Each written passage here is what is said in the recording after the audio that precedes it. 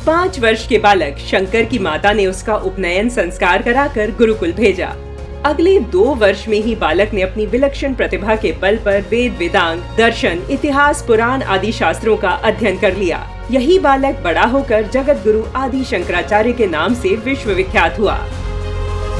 जब काल के प्रभाव से यह भारत भूमि वैदिक संस्कृति का परित्याग कर नास्तिकता, अनाचार, कुशिक्षा, आलस्य, अकर्मण्यता एवं अज्ञान के अंधकार से ग्रसित हो गई थी, ऐसे प्रतिकूल समय में भारत भूमि पर एक दिव्य विभूति का आविर्भाव हुआ।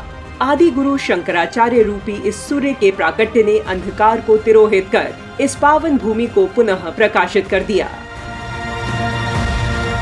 जो भारतीय दर्शन परंपरा के सबसे अधिक प्रतिभावान दार्शनिक हैं, वह जिन्होंने बताया कि भारत की दर्शन परंपरा मात्र बौद्धिक विलास नहीं है, जिन्होंने बताया कि भारत की दर्शन परंपरा जीवन और जगत के परम सत्य की खोज है, वह और कोई नहीं आदि गुरु शंकराचार्य हैं, जिन्होंने भारतीय वेदांत दर्शन की परंपरा की एक परिष्कृत व्यवस्था स्थापित की। महाकुंभ में जिन नागा सन्यासियों को देखने के लिए हम उत्सुक रहते हैं, उस नागा सन्यास परंपरा को स्थापित करने वाला धर्म योद्धा और कोई नहीं एक युवा सन्यासी था।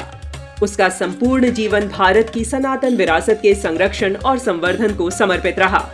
कहते हैं वह युवक भगवान शिव का अवतार था। उसने अपना कार्य पूर्ण कर मात्र 32 वर्ष की आयु में केदारनाथ में इस भौतिक शरीर का परित्याग कर दिया। वह युवा थे भारत के तेज के प्रतीक आदि गुरु शंकराचार्य।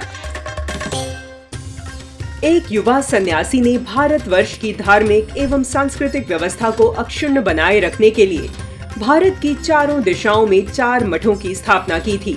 पूर्व में जगन्नाथपुरी में गोवर्धन मठ, उत्तर में बद्रिकाश्रम के पास ज्योतिर्मठ, पश्चिम में द्वारकापुरी में शारदा मठ और दक्षिण में श्रृंगेरी मठ स्थापित किए।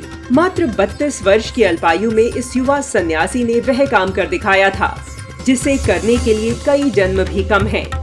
वह युवा सन्यासी हैं आदि गुरु शंकराचार्य।